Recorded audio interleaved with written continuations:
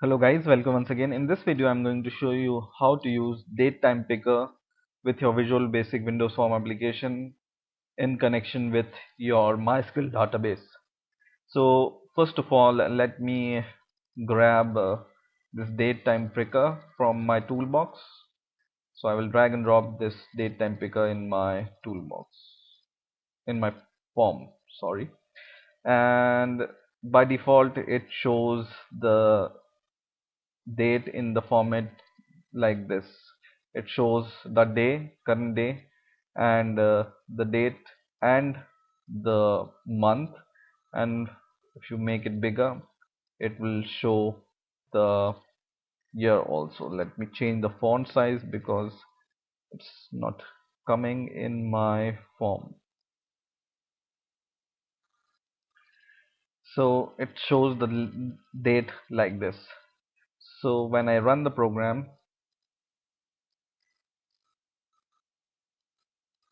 and I give my username and ID, and I can choose any date or the year or the month like this.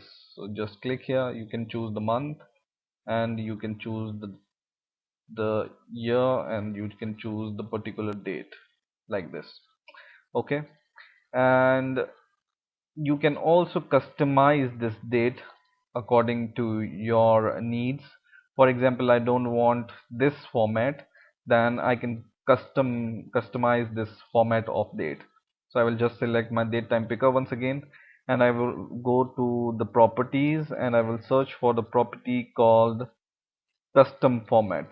And in here, whatever custom format you want to give, you can give here. So for example, I want to give the custom format day, then the month, and then the year. So I will write here in the property custom format dd minus capital mm for month, minus yy for double digit year, or if you want 4-digit year, then just write yy 4 times. So this small d is for date, this capital double M for month, and this Y is for the year. And this minus in between these month and day, you can give any character you want. For example, right now I'm giving minus sign, you can give point here, or you can give this slash here. It depends upon you, right? And one thing to notice is, when you just give this customize the format, it will not show here, because you need to set one more property here called format, and go in the format property and just select custom format. So just click this custom here, and then your custom format you will be able to see here, right? So for example, I have a database, and this whole example I have been showing you in this video series, and now I want to add the date of birth of the employee in the database. So I have one more field here which is called DOB, which is date of birth, and I want to save date of birth of employee when I click this save button. So this, with the use of this date time picker, I want to save the date of birth of the employee. So let me take one label also, so that I can define that it's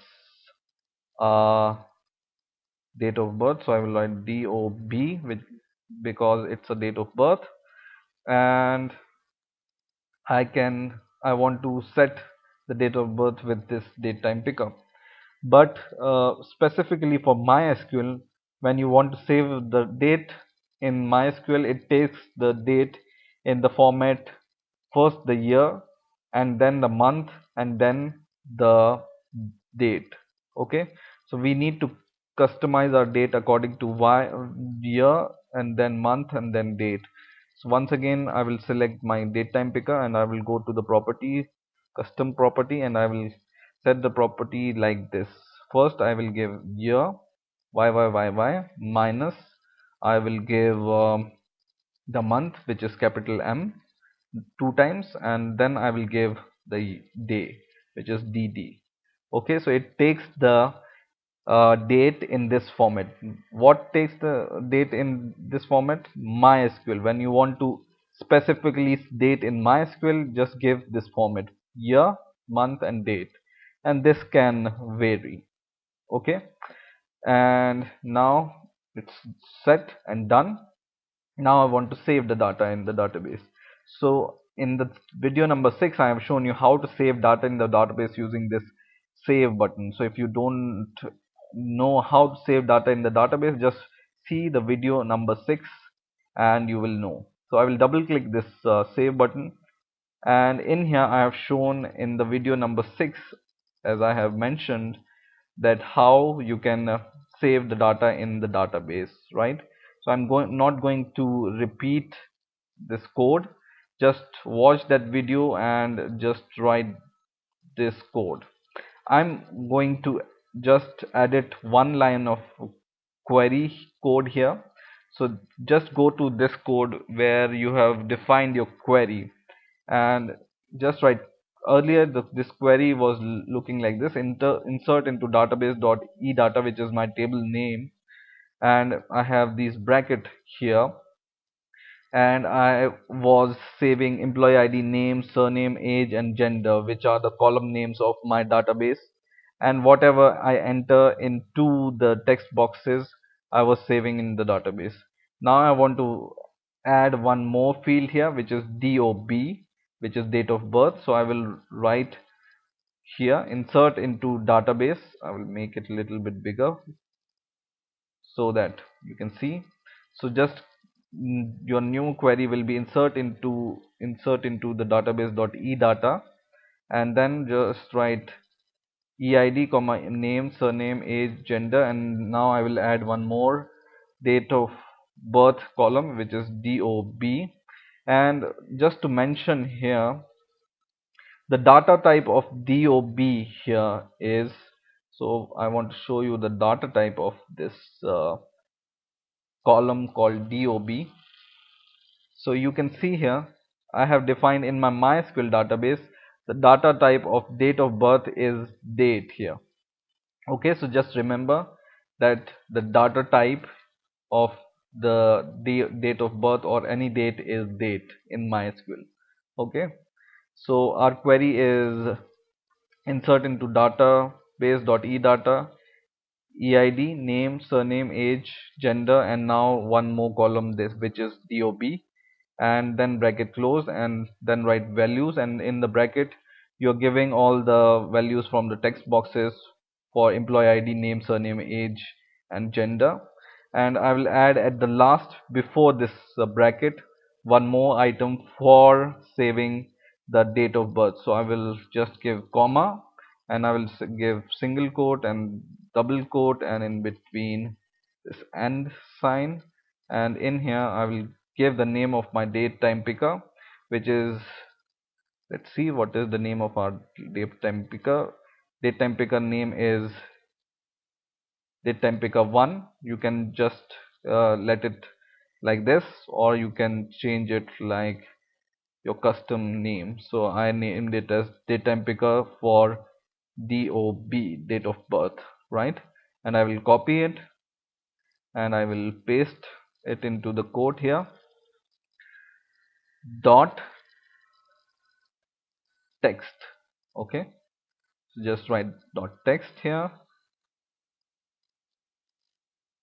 So our query looks like this: insert into database dot e-data, your then in the bracket just write your column names in which you want to save the data, and then values, and in the bracket just give the text box, and at the last you need to add this here.